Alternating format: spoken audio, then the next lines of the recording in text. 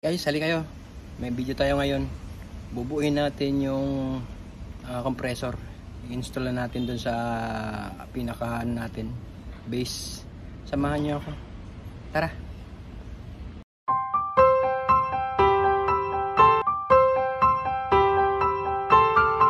Guys, good morning. For today's video, meron tayong content. Ito yung pulley motor na binila natin ng pulley guide. Ang problema ko, ayun, malayo yung butas. Iba na kasi yung motor na to, mahaba na yung kanyang shafting, oh. Yung dati dito yung shafting niya, kaya umuurong to dito. Ngayon, ito naman yung butas, malayo na. Ayan, yan ang direksyon niya.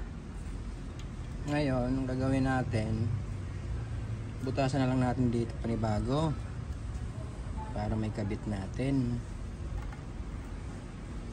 Yan, tatakan natin yan. Nako, ang problema nun, hindi natin matatatakan yun. May problema tayo, ha. Gagawin natin ay putulin natin yung lapis para may shoot natin dito.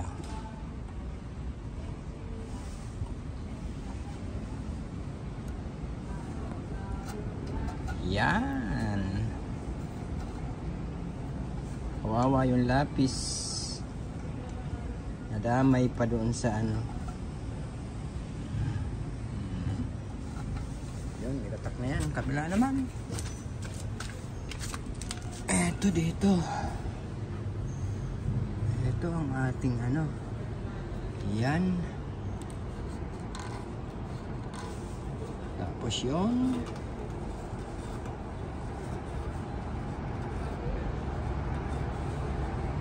ngayon, iuurong natin yung butas doon para may adjustment. Mula dito, papunta doon. Okay, butasan natin yan at lagyan natin ng guide. Ayun yung ating tatak. Ito. Hanggang dyan. Ngayon mag-extend tayo para may adjustment yung belt hanggang dito. Yan. Ito hanggang dito rin.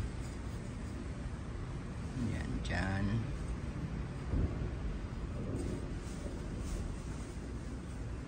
Ito na nga guys, atin na itong grinder rin dyan. Grinder dyan, grinder dito, grinder dyan. Okay? Yan guys, kailangan natin ng protection sa ating mata bago tayo mag-grinder. Okay?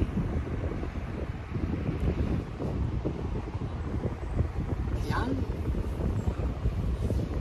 Itutok natin doon ang ating cam.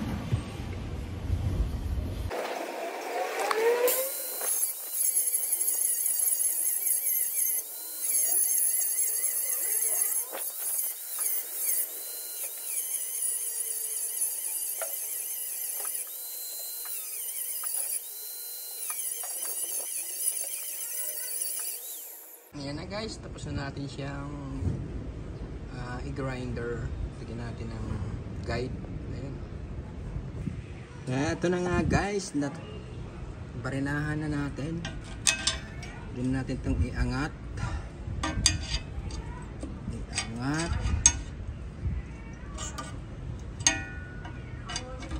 Iangat. Iangat. Ano ba matigas pa yung isa? Yun. Yan.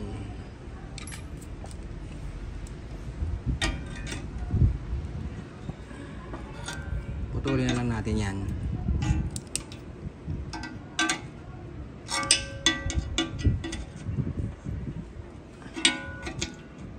Okay. Puputulin mga guys, atin na itong papalakihin.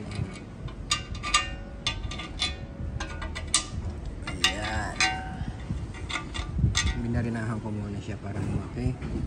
Tapos may talim akong ganito. Ayan, oh. Ang finish dyan. Ayun na nga, naikabitin natin yung mga bolts. Ayan. Ayan, yung mga bolts. Okay na, matigas na.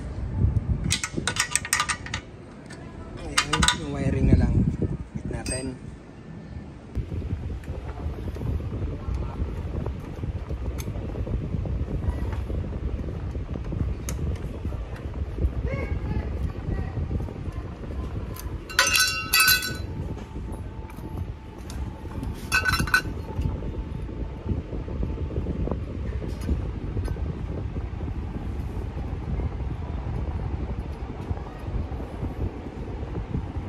Walang terminal. Ayusin pa natin yung terminal dito.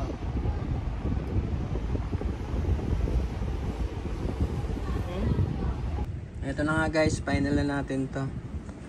Ang ginamit kong wiring. Ayun.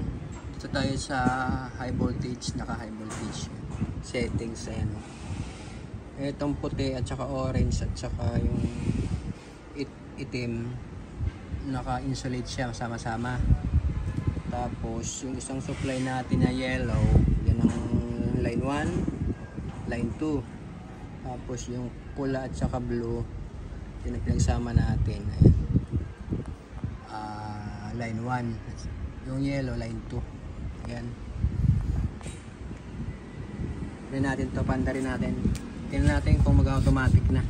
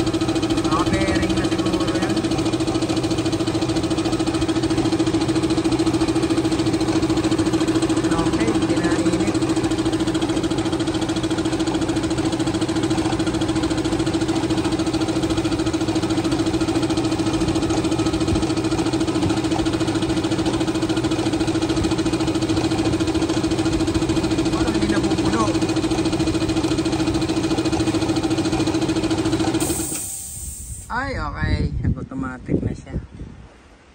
So, yun ang ating settings ngayon, ha. Ayan. Kinagos ko na lang yung doon. Binarinahan ko na lang yung ating supply mula doon sa switch. Ayan. Ngayon, babalutin na lang natin yan. Ayan ang settings natin. Guys, thank you for watching. Follow for more info and tutorial.